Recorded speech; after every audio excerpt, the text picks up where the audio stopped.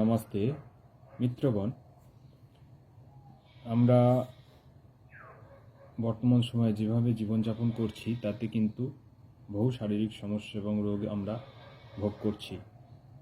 তো আপনাদের যাতে শরীর স্বাস্থ্য ঠিক থাকে তার জন্য কিছু গুরুত্বপূর্ণ টিপস বা বার্তা দিতে চাই। যেমন রাত্রে শোয়ার আগে বজ্রাসনে বসে এইভাবে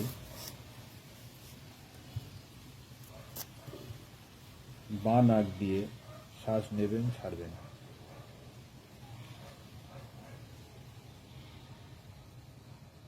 তাহলে কিন্তু অনেক মন শান্ত হয়ে যাবে এবং ঘুম ভালো হবে।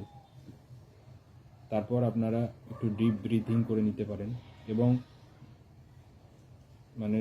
যতটা পারবেন সন্ধ্যের দিকে খেয়ে নেবেন, 6টা থেকে 7টার মধ্যে। কারণ রাত্রে যদি খাবার খান সেই খাবার হজম হতে অসুবিধা হবে এবং আমাদের শরীরের মধ্যে পচন হবে এবং শরীরের মধ্যে টক্সিন, লিভার ক্ষতি হয়। লিভারের বিশ্রামের সময় আমরা যদি খাবার দিই তাকে, তাহলে কিন্তু অনেক ক্ষতি হয়ে যায় লিভারের। যদি পরিস্থিতি অনুযায়ী আপনাদের খেতে হয় রাত্রিরে, সেটা না খাওয়াই উচিত। আয়ুর্বেদের সিদ্ধান্ত অনুযায়ী সূর্যাস্তের পর খাওয়া উচিত নয়। তো যদি খেতেই হয় এরকম পজিশনে, তাহলে খাদ্য গ্রহণের আগে স্যালাড খাবেন, বিট গাজর পরিষ্কার করে ধুয়ে ছাল ছাড়িয়ে, বিশেষ করে আপনারা বিট গাজর ছাল ছাড়িয়ে খাবেন, কারণ মাটির মধ্যে অনেক কৃমি থাকে, সেগুলো চলে আসতে পারে। আর তারপর খাবার খেয়ে বজ্রাসনে বসবেন 10 মিনিট, এই যে বজ্রাসন এইভাবে, এবং পারলে এই রকম মুদ্রা করে বসবেন, আপান মুদ্রা। এবং কিছুক্ষণ পর আপনারা যদি অল্প গরম জল খেয়ে নেবেন, তাহলে হজমটা ভালো হবে এবং একটু হাঁটাহাঁটি করবেন। তারপরে শুতে যাবেন এবং শোবেন সবসময় বাঁ পাশ হয়ে, তাতে লিভারের উপকার হবে। এবং ঘুম থেকে যখন উঠবেন তখন ডান পাশে ঘুরে 2 মিনিট থাকবেন, তারপর উঠবেন এবং উঠে এইভাবে ঘষে চোখে দেবেন, একদম সচল করার জন্য। এবং দেখবেন ওঠার পর কোন নাক দিয়ে শ্বাস পড়ছে। যদি বাঁ নাক দিয়ে পড়ে তো প্রথমে বাঁ পা প্রথমে পড়বে মাটিতে। এবং তারপর আপনারা এই আসনে 6 মিনিট এইভাবে 6 মিনিট বসবেন। 6 মিনিট এইভাবে বসবেন। তারপরে অল্প গরম জল খাবেন 1 গ্লাস। তার সঙ্গে যদি পারেন নিম পাতা 5-6টি, হলুদ 1 টুকরো কাঁচা চিবিয়ে খেয়ে নেবেন, কিংবা থেঁতো করে খেতে পারেন। তারপর কিছু গাছগাছড়ার পাতা খেতে পারেন, যেমন পেয়ারা পাতা 2টি, আম পাতা 1টি, অশ্বত্থ পাতা, পান পাতা 1টি, পাথরকুচি পাতা থাকলে তুলসী পাতা 8-10টি, পুদিনা পাতা, কারি পাতা 6-8টি, এগুলো খেতে পারেন। মিক্সচারে ভালো করে আপনারা যদি থেঁতো করে বা গ্রাইন্ডিং করে সেটাকে জলের সঙ্গে মিশিয়ে খেয়ে নেবেন।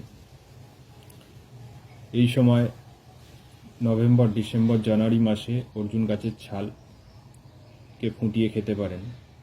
এটা রক্তের দূষণ বা টক্সিনকেও বের করে দেয় এবং কোলেস্টেরল প্রেশারেও কাজ হয় এবং হার্টের সমস্যা থাকলে। তো ছাল হলে 10 গ্রাম শুকনো ছাল ফুটিয়ে আপনারা সকালে খেতে পারেন। তো আয়ুর্বেদ এবং এই যে গাছগাছরা আমাদের প্রকৃতি দিয়েছে, সেই প্রকৃতির সম্পদকে আমরা যদি জানবো এবং ব্যবহার করব, তাহলে কিন্তু আমরা শরীরে অনেক সুস্থ থাকব। এবং 1 মুঠো যদি সজনা পাতা পান, ওটাও খেতে পারেন। প্রচণ্ড পরিমাণে আপনার পুষ্টিগুণ আছে এতে এবং নার্ভের সমস্যায় কাজ হয়। তারপর সকালে আপনারা ফল আহার করতে পারেন অল্প করে, এবং ফল আহার করার পর আপনারা যখন ভাত খাবেন তখন আপনারা অল্প স্যালাড খেতে পারেন, শসা, বিট, গাজর এগুলি খাওয়ার আগে। আর সকালে অঙ্কুরিত কিছু ছোলা ভিজিয়ে খেলেন, মুগ কড়াই, বাদাম, তো তাতে শক্তি পাবেন। যদি পরিশ্রমের কাজ করেন তো এইগুলো ভালো শক্তি দেবে আপনাদের। তো দুপুরে ভাত খেলেন এবং রাত্রিরের খাবার যতটা পারবেন আগে খেয়ে নেবেন, রাত্রিরে 5টা থেকে 6টার মধ্যে। এবং খাবার গ্রহণের সাথে মিডিল পয়েন্ট, মাঝখানে হয়তো এক ঢোক জল খেতে পারেন। এবং খাওয়ার পর আপনারা মুখের মধ্যেই 1 মিনিট ঘুরিয়ে এক ঘোঁট জল খাবেন, তাতে হজমটা ভালো হবে। এবং যদি পারেন 5 গ্রাম গুড় খাবেন, তাতে কিন্তু আপনার গুড় এবং তার সঙ্গে যদি গোলমরিচ 3-4টে থেঁতো করে গুড়ের সঙ্গে চুষে চুষে খান, তাহলে কিন্তু আপনাদের যে খাবার, সেই খাবারের শরীরকে নিতে সুবিধা হবে। শরীরের বর্তমানে আমরা যে খাদ্য গ্রহণ করছি, সেই খাদ্য গ্রহণ আমাদের শরীরে কিন্তু সবটা প্রয়োজনে লাগে না, অনেক নষ্ট হয়ে যায় বা বেরিয়ে যায়। তো আমাদের আত্তীকরণের সুবিধা হবে খাদ্যের। এবং আরও ভালো আপনার খিদে পাবে যদি খাবার আগে একটু আদা খেয়ে নেন, 1 টুকরো।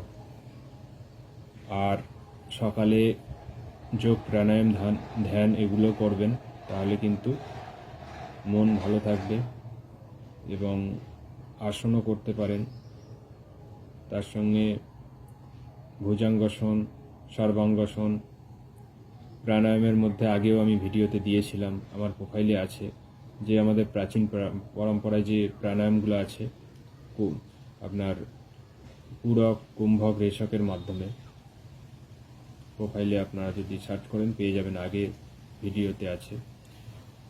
আর বর্তমানে যে বাবা রামদেবজি বিভিন্ন প্রাণায়াম দেখিয়েছেন, অনুলোম বিলোম, কপালভাতি প্রাণায়াম।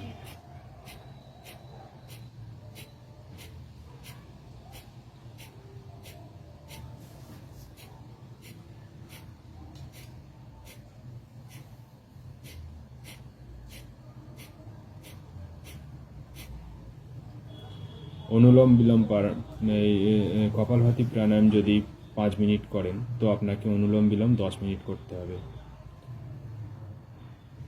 দেখে নেবেন কোন নাক দিয়ে শ্বাস পড়ছে। যদি ডান নাক দিয়ে শ্বাস পড়ে তো বাঁ নাক দিয়ে শুরু করবেন, যদি বাঁ নাক দিয়ে শ্বাস পড়ে তো ডান নাক দিয়ে শুরু করবেন।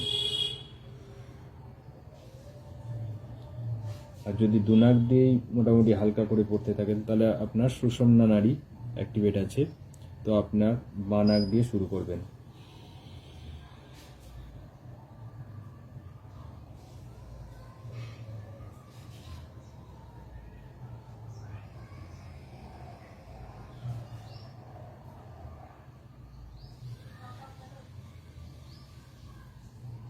এবং অনুলোম বিলোম আপনারা করলে মানসিক যে আমাদের চঞ্চলতা কমে, এগুলো যারা পড়াশোনা করছে তাদের তো খুবই প্রয়োজন।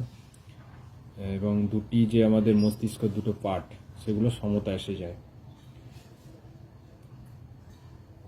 একাগ্রতা বাড়ে। এবং এটি নার্ভ, হার্টের সমস্যা, রোগেও কাজ হয়। তো যাদের সমস্যা আছে তারা যে শ্বাসটা নেবেন,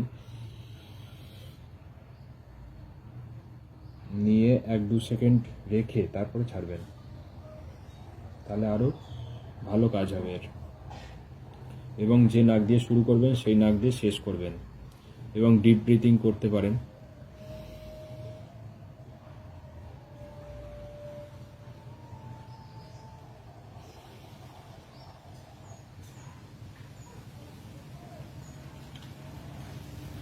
ডিপ ব্রিথিং হচ্ছে আপনি 1 থেকে 5 গুনলেন, শ্বাস নিলেন।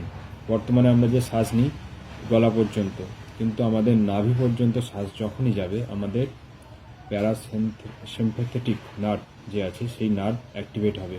তাহলে আমরা যে কোনো কাজকে যখন ভাববো যে আমি এই কাজটা করব, আমাদের মানে সেই কাজের প্রতি সমর্পণ এবং একটা সিদ্ধান্ত মজবুত হয়ে যাবে।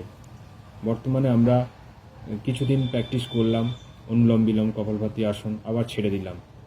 এটা কিন্তু আমরা যেহেতু শ্বাস কম নিচ্ছি, আপনারা লক্ষ্য করবেন শ্বাস বেশি নেই না, আমরা কয়েক সেকেন্ড, মানে আমরা শ্বাসটা এখান পর্যন্ত নিই, নাক থেকে আমরা নিচে পর্যন্ত যায় না শ্বাসটা। এর ফলে কি হবে, যেটা হচ্ছে এখন, মানুষ অল্পতে রেগে যাচ্ছে, মানসিক চিন্তা বেড়ে গেছে এবং বহু সমস্যায় আছে মানুষ। তো এই যে ডিপ ব্রিথিং, এটাও কিন্তু খুব উপকার শরীরের জন্য। শরীরে অক্সিজেন বা প্রাণবায়ু যত বেশি হবে, শুদ্ধ হবে, তত কিন্তু উপকার। এবং বাড়িতে নিত্যযোগ্য যদি করেন তাহলে কিন্তু আপনি শুদ্ধ বাতাস পাবেন, যার ফলে কিন্তু এই যোগ প্রাণায়ামের উপকারিতা অনেক বেশি হবে। শহরের মানুষদের তো আরও বেশি করে করা প্রয়োজন বৈদিক যজ্ঞ। আপনারা যদি যজ্ঞ শিখতে চান আমাকে কমেন্ট বক্সে জানাবেন, আমি অবশ্যই আরও বিশদে জানিয়ে দেব বৈদিক দেবযজ্ঞ সম্পর্কে। আর আগের ভিডিওতেও আমি একটি পাঠিয়েছিলাম, যেখানে মহামৃত্যুঞ্জয় এবং গায়ত্রী মন্ত্রের মাধ্যমে আমি যজ্ঞের বিষয়ে জানিয়েছিলাম।